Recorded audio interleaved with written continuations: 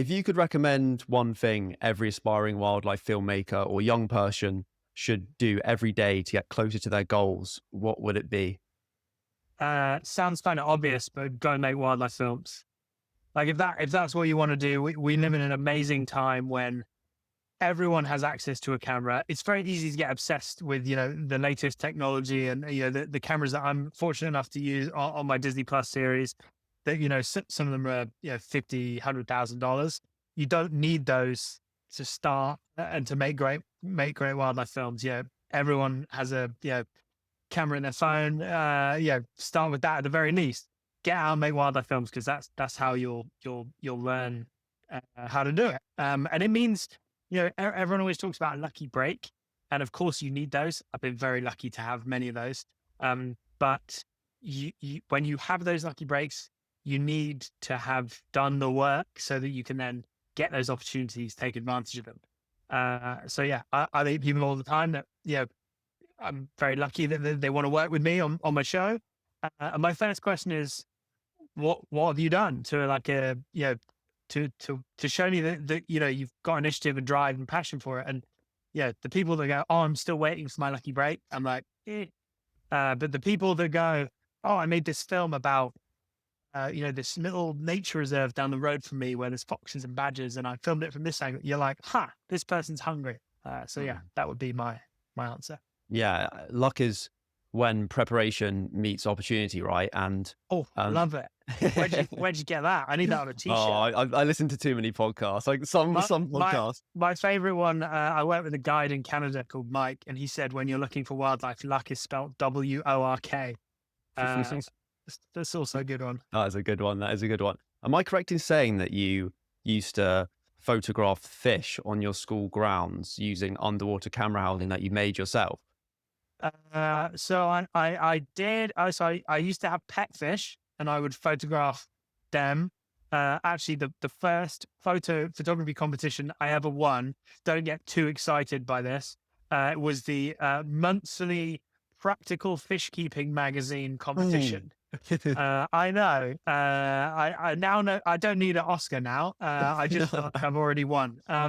No, so that was that. So I had fish, photographed them. But yeah, there was a little river that ran through part where I went to school, and I used to jump in that river all the time and photograph the pike and swans and all sorts. Yeah, I think everyone thought it was a bit weird, but Yeah, yes, that's what I was going to ask. I was going to ask, have you felt different at different points in your life? Maybe when you were doing stuff like that, and everyone else in your schools probably think you're an absolute weirdo. How did you deal with that kind of indifference between you versus, the regular people? I love that. I think it's easy to like overanalyze things and be like, oh, what did I think? What was it? I think I somehow, I don't know why, sort of, I knew that I was obsessed with wildlife, and I thought that was more important than what other people thought. And what I'm really excited by now is that like being interested in nature is now like quite cool at Yeah. school. Like I've been back to give school talks, and like people that aren't interested in the environment and like, you know, yeah, just like those kinds of things, like, I don't know, using single-use plastics or whatever, that's like standard. And if you don't do that, like you're now the loser. Yeah. It's a total shift, which is awesome. But I think probably a big part of it was my mum and dad were always really kind of supportive of me, like following my passions. They could see I was like into this, and I think that was big part, and I was very fortunate to have their support. I think also like one thing I realized was photography is such a great way of channeling your obsession in something. 100%. And by accident, I realized that like people that think I'm weird, I can get them interested in what I am interested in by showing them pictures of it. Like my friends thought I was weird, but the moment you're like, oh no, like look, there's this bird called kingfisher, and you walk past a little river where it lives, and you've missed it every day, and it's like fluorescent blue and orange. Isn't that really cool? And you kind of see their eyes light up. And again, I tend to like overanalyze stuff. It's easy to read too much into things, but I think that was me subconsciously realizing like something that I do now as a job, which is my job is to get people interested in things that I care about. And yeah, photography, filmmaking is such a good way to do that. Yeah, I think passion is infectious, even if you don't, necessarily are interested in the thing that person's interested in. Have you Yeah. ever seen the Isle of Man TT, the motor Yeah. rally? Yeah. Yeah, Yeah. you Yeah. know, and like, have you seen there's like these people in these ponchos, it's like absolutely pouring down with rain, and then you just And go, they limit. Yeah. zoom, and then the Well, crowd go it's like crazy. it's like that guy. Oh, I can't remember his name. The like train spotter guy. Yeah, yeah, yeah. What's his name? Anyway, that guy. I don't care about trains. Okay. Not that interested. But I want to watch his stuff because like just seeing how pumped he is about trains, that is amazing entertainment in itself. But like, yeah, you learn stuff from people that are knowledgeable and passionate about things. 100%. And what's the biggest misconception about wildlife filmmaking that people never get to see on screen? Uh, uh, I think people have this idea that you sort of just, when you're making wildlife documentaries, you just sort of prance around the world, having all these lovely magical encounters. The reality is that's like less than 1% of the job, sadly. I wish it was more. 99% of the time is sort of problem solving and waiting and being uncomfortable and bored. But that 1% makes it all worth it. Yeah, I remember in the shark documentary when you're sitting there on the boat and you're describing it, just kind of how like bored and frustrated you are, and it's like the what was it, the meme where it's like what That my mum classic thinks meme. I do, Yeah, yeah, yeah, yeah. what I actually do, and it's just you waiting there for the great whites to show up. Exactly. Yeah. And I think the other misconception is that to make wildlife documentaries, you need to be patient. I'm such an impatient person. I think far more important are two other P's: passion and persistence. Mm. I think that those two skills are what makes you good at filming wildlife. Yeah, 100%. And I looked at your blog from 2015 and 2016 onwards, and that passion's definitely been there for that long. God, I must have written It's about some really rubbish. good. No, but for any aspiring wildlife filmmakers, they should check your blog out because you can see the progression and the opportunities that you made yourself. And what I was going to ask is, what advice would you have for young people who want to make their own opportunities, but don't know where to start with it? Well, as I said, like go make films and I find a film that someone's made about the pigeons down the road from where they live far more impressive than someone that has, gone to the Masai Mara to photograph lions. Not, there are of course amazing ways to film those lions in new ways, and if you've kind of hustled a cool opportunity, then great, do that.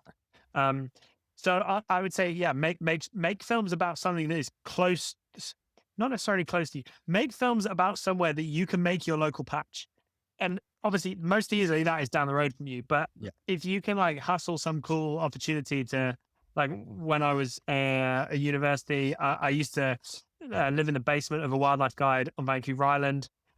He'd sort of look after me, make sure I didn't get eaten, and then and I'd take pictures for his for him, and then in return I got to go out and sort of see all these amazing animals and learn from him, and yeah, that was like a cool opportunity that I hustled. But I guess my point is, because I was there for a long time, I did 2 3 month windows. I made that place my local patch. Like that's what you need to do to get like cool animal behavior is spend so much time in a place that you know every corner of it. You start to be able to predict the animals and what they're going to do. That's really the key to getting cool stuff. Yeah. When you were on, probably the many times you've been on a platform in a tree, one of the previous shows, you said that you'd rather stay in one location for many months rather than hopping to different ones. Is that the reason? So you can kind of observe the animals and know their behavioral patterns to get better Totally, yeah. shots? You want to get to know them. I mean, it's just like if you were trying to make a film about people, like the best way to do that is sort of, yeah, maybe become friends with them, hang out with them. Yeah, hopping around is a very different style of making films and not one that I'm very good at. Yeah. I mean, I also hate traveling. Like, Really? oh yeah, it's a pain in the ass. Like getting through airports with loads of bags, and I like getting to a place and yeah, getting to know. Hunkering down. Yeah. Speaking of the kind of when you went to Vancouver Island. Steve Winter told me that you also went to a rainforest and did something similar. Is that correct, or is he getting it mixed up? Yeah, no, he's right. So yeah, between my second and final year at university, I wanted to photograph in jungles.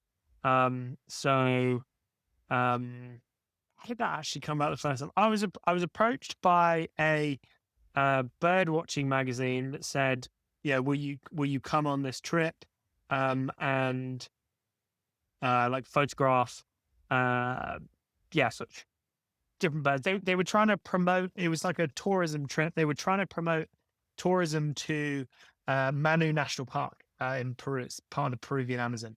And yeah, amazing opportunity, very cool. I don't know how they found me, but it must have been through social media or something. So I went on that, made all the contacts, and then was like, okay, now I can come back and right. We it was like a 10-day trip or something. We were hopping between loads of places, traveling lots. So I was like, how do I make this my patch? So met all these cool wildlife guides and the lodges and stuff out there, the tourism operators, and then said, right, following summer, I want to come for like 4 months.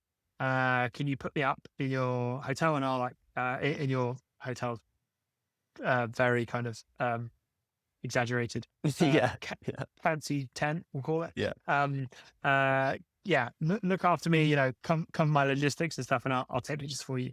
So I did that, and I hopped between all these different places. And I mean, I was a student, didn't have money to pay what tourists have to pay to do that. So yeah, it was a way to kind of hustle to move between the places. And actually, I didn't tell. There was like 4 lodges that I worked with. I didn't tell each lodge about the other lodges because I wanted them to like feel special. Smart. So yeah, when it came to like leaving day, they were like, "Oh, so you're going back to the city?" I was like, "No, I'm just gonna like hitchhike downriver," and that went really badly a couple of times. But got there in the end. But yeah, long-winded way of saying make opportunities and make places your local patch, so that's how you get good stuff. Yeah, that's really cool that you're able to do that as a student and be that resourceful. And am I correct in saying that you also got a first as a student and your practical, what was it?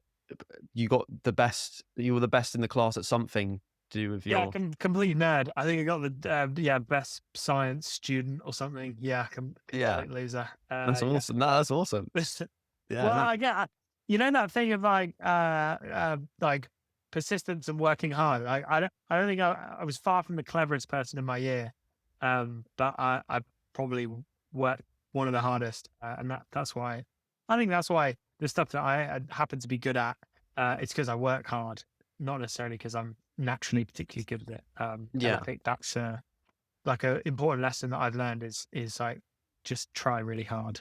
That's how Mhm. you get good at stuff. So were you working really hard on your course and then also balancing that with trying to go out as much as possible with the camera? Yeah. I mean, the whole time I was at uni, I was, trying to photograph wildlife in my free time. And I remember me and my best buddy Matt, every Sunday morning we would go get up at like 4 in the morning and go wander around the back streets of Bristol, trying to photograph foxes. And we did it on Sunday mornings because that's when it was really quiet and you'd always get the best behavior. But we did that for like, I don't know, like the whole of we did it pretty much the whole time we were at uni. We were like religiously up at 4 a.m. on Sunday morning. How many students do you know that did that? Not a lot. Exactly. Yeah. So yeah, if you want something, go do it. And 100%. like, especially if you're like doing a course, like you got this amazing time where you don't have the pressure of like life. So if you are a uni or yeah, wherever, like use that opportunity to like experiment and make mistakes because as soon as you graduate, like a lot of my friends were just like, like life has now hit me. Whereas I sort of had almost a 3-year head start because I've been thinking about that since day one. Yeah. So did you have that almost your blueprint or journey as mapped out as you could be? Did you always think I don't want to do a 9 to 5 office job? Oh, I mean, that's never even entered my brain. Yeah, no, I mean, I've always wanted to, I grew up watching the David Attenborough documentaries. I always thought that's something I want to do. I'm going to figure out how to do that. Um, yeah, I think it's changed a lot. But like, I remember when I was at school, like doing like getting a proper job, in quotes, was what you were told to do. And the idea of like doing a job that was your passion was a bit more like sort of waffly and artsy. Whereas now I think that's really changed, kind of culturally. Um, with the creator economy and loads of stuff. So I think that's changed for the better. But yeah, I'd say y- it doesn't have to be wildlife film. Like, yeah, if you're fortunate enough to be in a position where you can choose what you do, like choose to do something that you love and you're passionate about, because you got to work like a lot of your life, so you may as well make it something that you enjoy, and it also means you'll be good at it. Yeah, 100%. We spend 50% of our time awake working. So, you better make the most of it. Totally. Yeah. And what's the best advice you've been given from the greats like Paul Nicklin, Steve Winter, and Attenborough that you still use today? What advice has stuck with you? Big thing I learned from Steve was that it's all about persistence. Like that is the key. Be passionate, sure, but be persistent. Like you look at his most iconic pictures, like his one of the. I'm in LA right now. Just down the road from here. He shot iconic picture of a mountain Yeah. lion P-22 in front of the Hollywood sign. That was a camera shot. He's setting up and maintaining his cameras for 13 months before P-22, that was the name of that mountain lion, walked past the cameras. One of the flashes didn't go off. 13 months you wait for that cat to walk past the camera and the camera fails. So he's like, okay, well, I'm just going to keep going. And he, got everything working again. And then after 15 months, the cat walked past and he got that iconic picture. Like people say, oh, it's such a lucky photo. There is no luck involved in this, like maintaining a camera for 15 months. Yeah, that's persistence. Yeah. And yeah, I didn't realize that the Hollywood lights aren't on. So in that photo, you can see the Hollywood sign, and is that from the flash that he used? no, no. So the cat is lit up by the flashes. The Hollywood sign, it's a long exposure. So I think it's Ah, like a 4 second exposure, 2 second exposure.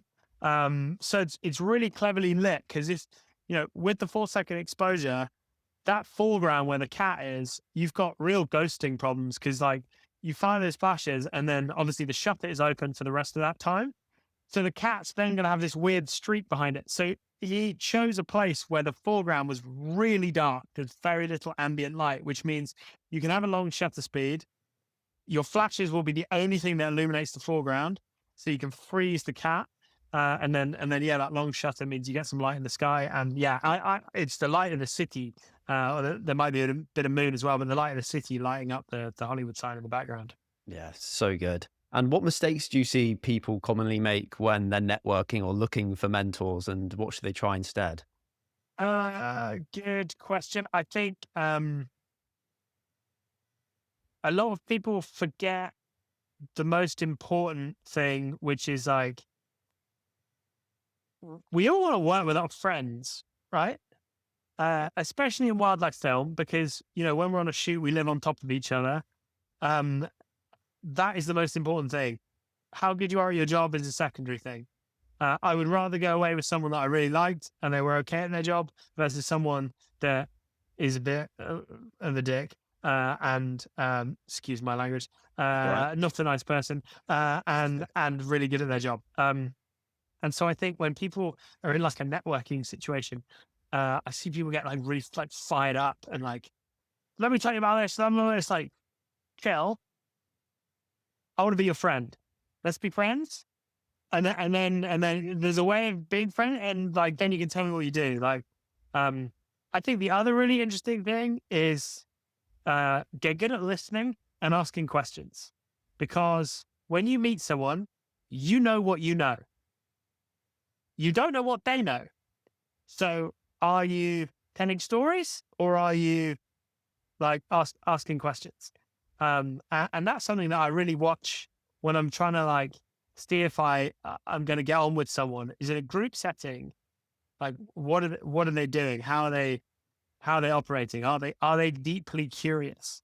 Mhm. Because when we're in the field, I spend the whole time just like being a sponge, like absorbing information from all the really talented people that are around me. Sure, like you know, tell some stories, entertain people. That's, give and take. That's how, you become friends with people, or sort of show that, you're capable of doing something.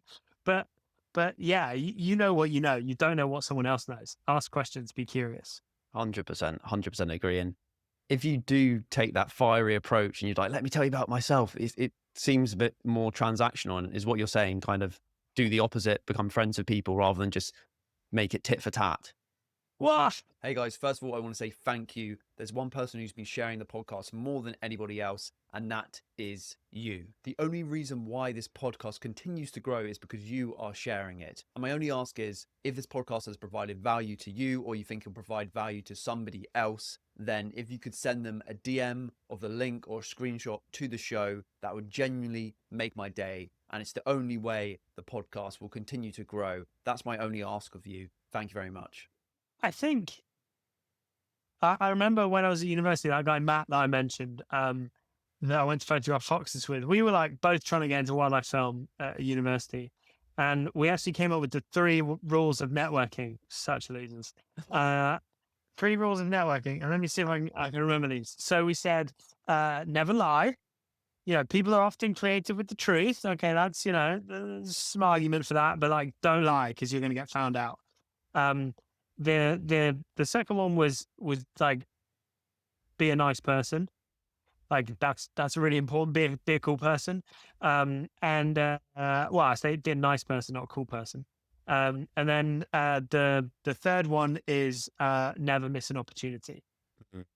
Like, I see all the time people are presented with opportunities, or I will ring up someone out of the blue and be like, hey, I've got this thing. I've been thinking about you because I know you keep emailing me asking if I've got anything on. I've thought of you, there's this. And they'll go, oh, sorry, I can't do that, blah, blah, blah. Now, fair enough. When you are a bit more experienced, have a few more years under your belt, work-life balance, great, cool.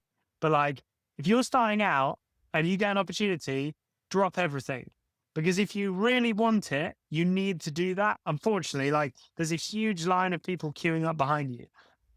So yeah, those are the three rules. I say, don't try and be cool, because buddy of mine, Jacob Collier, the musician, I was watching an interview with him recently, and he was saying a really cool thing he was taught was don't try and be cool, try and be warm.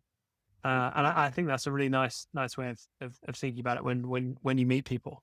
Yeah, 100%. And why do you think people do, if they've been spamming you with emails, why do they suddenly back off once they actually get the real opportunity? Do you think they just get scared, or is it just, No, you I know? think a lot of people like the idea of filming wildlife and the reality.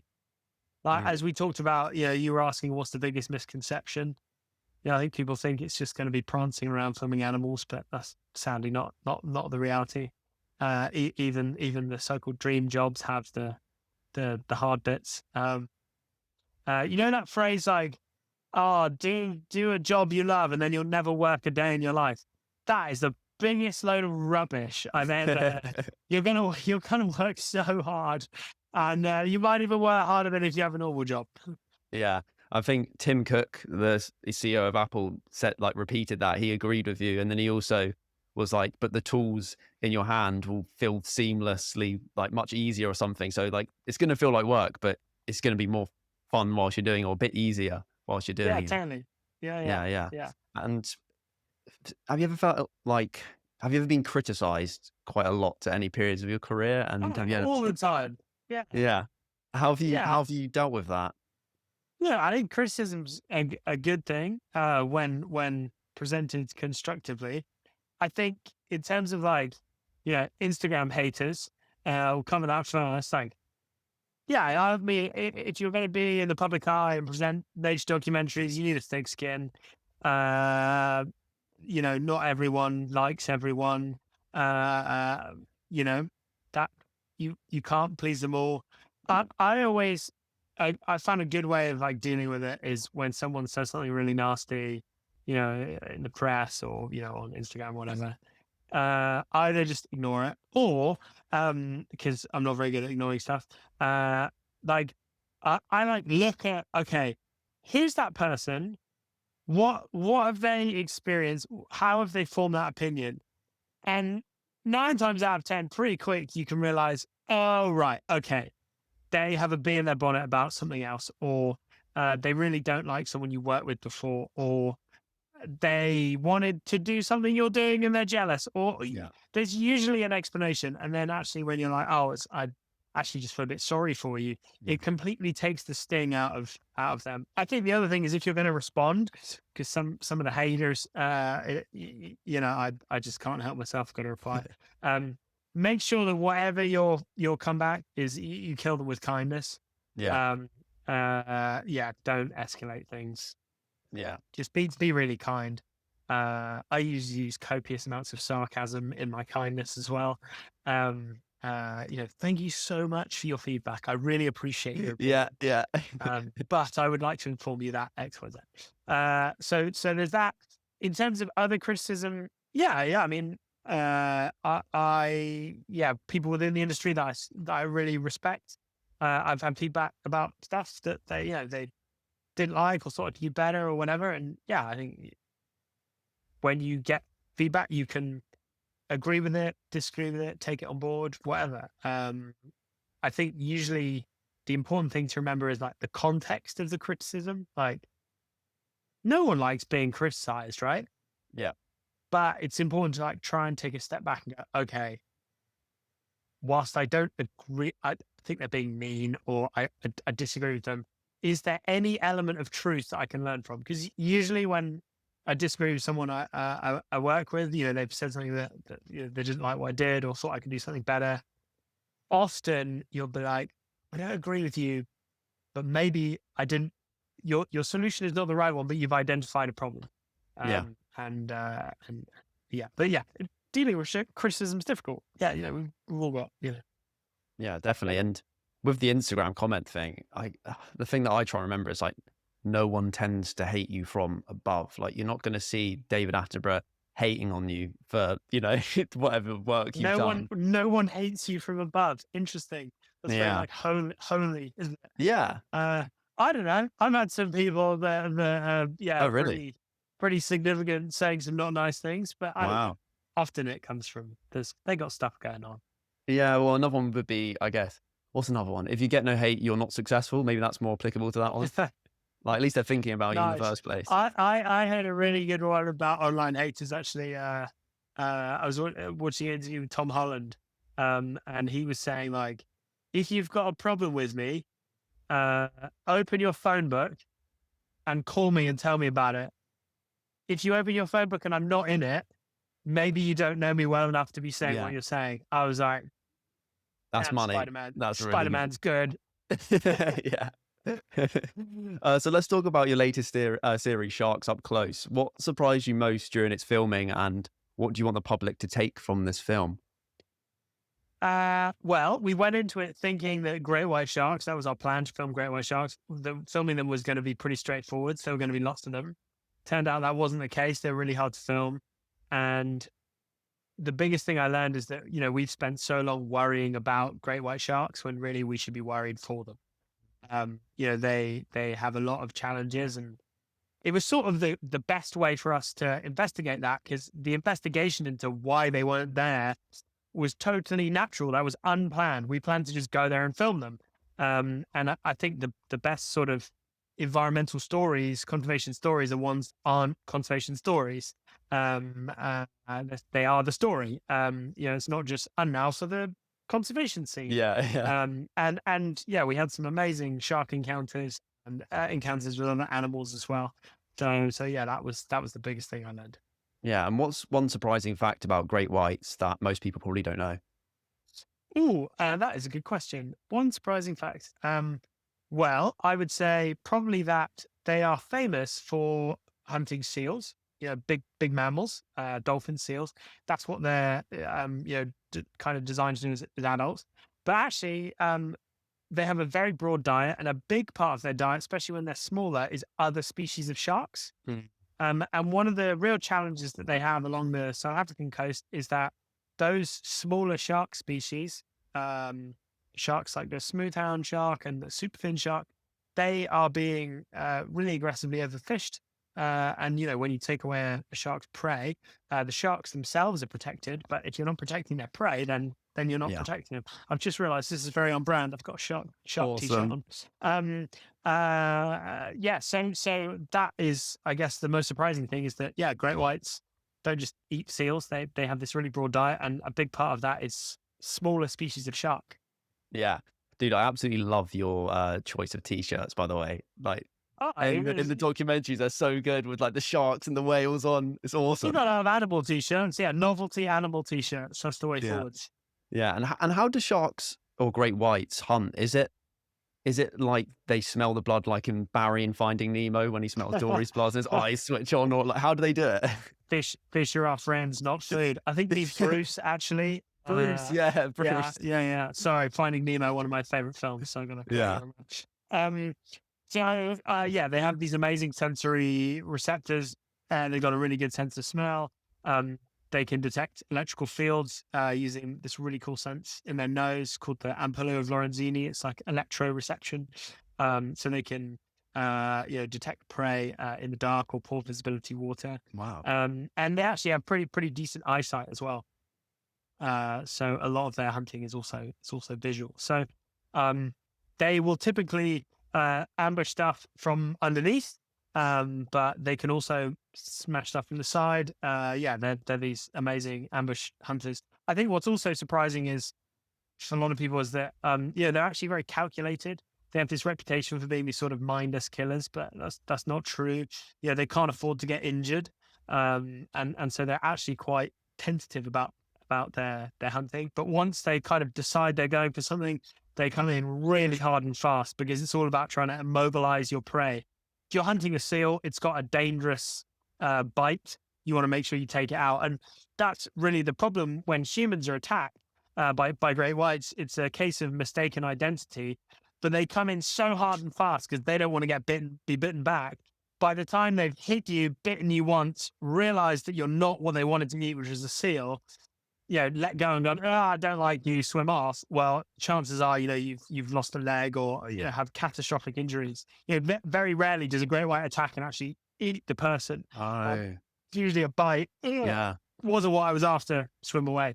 So Wow. then the key thing, and when we go into this in the documentary, is if you want to reduce human-shark conflict, key is not trying to change the behavior of sharks. Key is change the behavior of people. How do we reduce the chance? How do we reduce those situations where the shark can make a mistake? So when light levels are low, dawn and dusk, poor visibility, those kinds of things keep people out of the water during those times.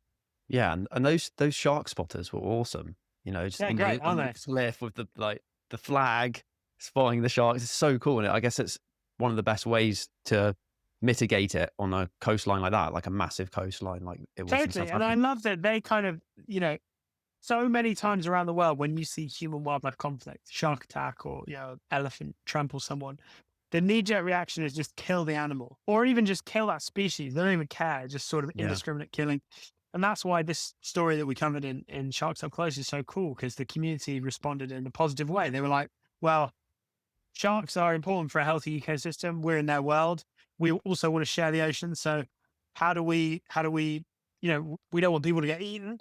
So how do we create a system whereby we look after the sharks and we look after the people and those shark spotters up on the cliffs, alerting people to a great white's presence, get people out of the water while the shark's in the area and then let them back in when it's gone. It's awesome. yeah, yeah. And even those bronze sharks were just swimming under the surface. The surface had no idea, and you go, this is probably like 80 or 99% of the human shark encounters. It's just both Far people. more than 99%. I mean, you think between 5 and 10 people are killed by sharks each year.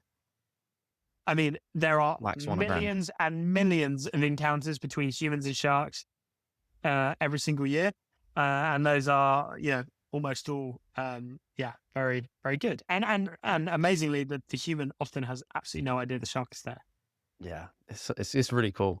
And will we see a part 2 where you finally get in the water with a big great white? I mean, that's one of the benefits of not being able to do that is we get to try again. So yes, that would be cool. But actually, so Sharks Up Close is a one-off special, and that's how we're kind of releasing all the animals up close going forwards rather than dropping a whole season. We're going to do them Okay. one at a time. So yeah, we've got a couple new ones coming soon. We've got dolphins and cheetahs Oh, next, nice. which are bangers. And then yeah, a bunch more after that we're still filming now.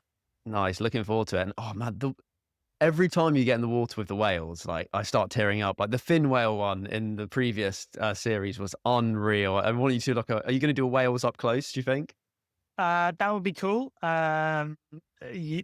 Wales will feature again this season. I won't give away any more. Awesome, awesome. Looking forward to it. And you also did the Secret Life of Penguins this year, which took you to some wild places. What's a moment from behind the scenes that pushed you outside your comfort zone and also changed the way you see these birds? Yeah, I mean, in the first episode that we did all about emperor penguins in Antarctica, yeah, a big part of that story was we wanted to show how penguins cope with, how they cope with storms, and as part of that, you need to go in the storm yourself. And yeah, we had this big storm come through, which the start of it is featured in the episode, when the visibility goes to almost zero. We're following our blizzard lines, the ropes we lay between the tents so we can find our tents. And yeah, that storm was pretty wild. 100 miles an hour. Our tents ripped, filled up with snow. We ended up having to abandon our camp and go and take shelter in these two abandoned shipping containers. And yeah, we spent 6 days in those containers waiting for the storm to pass. And that whole time I was cold and bored. And then I was like, hang on a second, the penguins have just been out in all of this. They don't hide in a shipping container, they just take it. Such amazing animals. Yeah, so tough. But at the same time, incredibly comical and clumsy. They're awesome animal of contrast. Yeah, and that scene where they're jumping off the 50-foot cliff. What was going on there? That's the first time it's been recorded, right? Yeah, that had never been filmed before. Yeah, that was unreal. I mean, the series is called Secrets and Penguins, right? And you're going to call a series that, you need to find something no one's filmed before. So that way to end the first episode was such a relief. An amazing thing to see, but also a relief. It was like, you want a secret? Here's a penguin secret. Penguins base jumping. So yeah, that was pretty wild. Very lucky to see that. Awesome. I have a few ending questions. What are some sacrifices you've had to make to pursue your dreams, and what's the side of your journey that people don't often get to see? I mean, I'm starting to like try and change it now, but change sort of my priorities now. But yeah, I missed a lot of friends' birthdays and weddings and family stuff. And as I said, I think that's sort of what I chose to do particularly when I was starting out, because very competitive industry, and someone else will do it if you don't. So yeah, that's, I guess, Yeah. kind of a sacrifice. But I mean, let's face it, in the grand scheme of things, it's not exactly a particularly dramatic sacrifice with what's going on in the world right now. It's not the end of the world. And what advice you have for the young people who are going against the grain but haven't got the desired results yet? Persistence, passion, and persistence. Yeah. If you really love what you're doing, it's the right thing to be doing. Just keep going. Because yeah, you gotta make that luck, and someone somewhere will be watching. Definitely. And if you could give your 20-year-old self one piece of advice, what would it be? That's a good question. 20-year-old self. This is advice, but like, I'd let him know that David Attenborough is really cool in real life. Yeah, you know how people say you should never meet your heroes. Yeah. Those people haven't met David Attenborough. Yeah. Yeah. I was actually gonna ask you that. I don't know if that's advice, but like, Well, yeah, it's a heads up, isn't it? yeah.